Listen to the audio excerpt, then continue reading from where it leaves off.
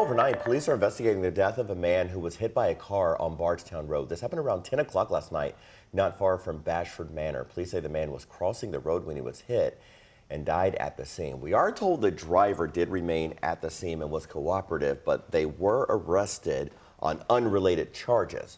Police, though, have not said what that arrest is connected to.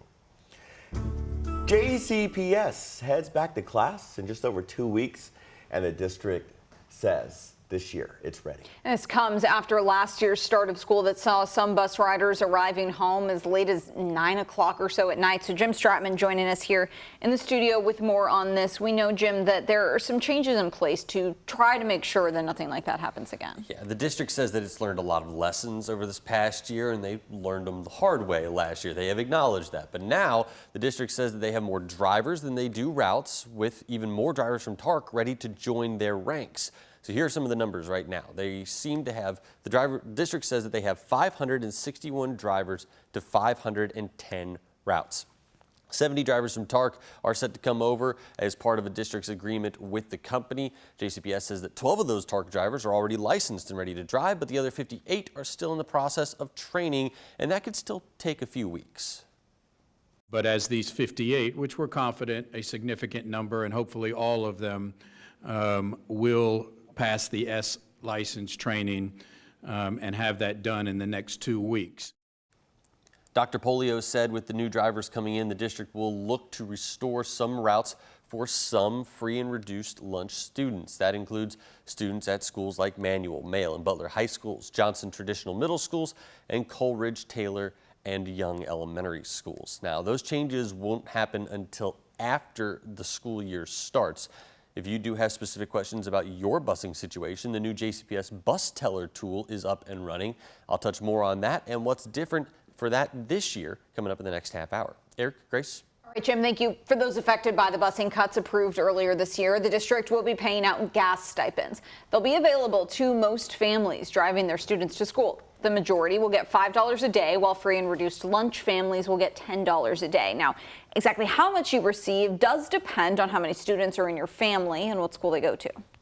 For families, if there are students going to multiple schools, they would be able to receive the stipend for multiple students. If they are going to the same school, if two kids were in the same school, they would only receive that one stipend. There will also be no stipend for days students are absent, and according to JCPS, sign-ups begin in August with payments scheduled the week of September the 9th. Now, the transportation disaster at the start of the last school year did play a role in Superintendent Polio's annual evaluation, which the board approved at last night's meeting. Last year, Dr. Polio was rated as exemplary or accomplished in all categories.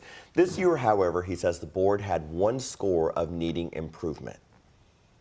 So there was one score in human resources, shortage of bus drivers, shortage of teachers. That was needs improvement, and I would believe that's rightfully so. I mean, I think we need improvement, not necessarily in the human resources department, but in human resources. And I think that was a lot about shortage of bus drivers and what happened on the first days. The board left Dr. Polio's salary at its current amount, which is just over $350,000 for the upcoming year. But it's also important to note here that Dr. Polio did not request a salary increase. All right, so another big story that we've been covering here for several days now. Reports indicate Governor Andy Beshear is one of 4 potential VP candidates being vetted by the Harris campaign. ABC News says Beshear was asked to submit vetting materials by the campaign yesterday. On Monday, Beshear said he loves his job and plans to finish his term as governor, but did leave the door open for a VP run. If he is selected by Harris and the ticket wins, Lieutenant Governor Jacqueline Coleman would step in as acting governor. We spoke with Lieutenant Governor Coleman and asked her if she thinks Beshear would, or what she thinks Beshear would bring to the presidential ticket. Well, I'm not sure I want to give him up just yet, but if I were going to make a pitch for him, I would say what I've always said about him, and that's that he has been the governor that treats every Kentucky family as his own, and certainly we need more of that in the political world. Kentucky Secretary of State Michael Adams says if the governor were to resign for any reason, then the powers of his office would go to the lieutenant governor. The key difference is that while she would be acting governor, she'd also still carry her old title, meaning she wouldn't have the power to appoint a second in command. Vice President Harris will be in Indianapolis today to address the Zeta Phi Beta Sorority National Convention. WHAS11's Isaiah Kim Martinez will be there and will bring us more coverage on our evening news. And for the first time since stepping down, President Biden will give a primetime address from the White House tonight. He's expected to provide a detailed explanation for his exit from the presidential race. That starts at 8 o'clock, and you can watch it right here on WHAS 11. A man accused of fatally stabbing a woman in a Louisville retirement home is expected to face a judge for the first time today. 73-year-old Kenneth Muse is charged with murder in the death of 73-year-old Brenda Kemp. Police say it happened at the Friendship House back in May. Metro Police say hours after Kemp's body was found, Muse called 911 and admitted to the stabbing. He's expected in court at 10:30 this morning. We've got a heads up for you if you use the 2nd Street Bridge. It's going to close tonight for repairs. The Kentucky Transportation Cabinet says crews will inspect and update lighting along the bridge. Both directions will close to both cars and pedestrians from 7 until midnight.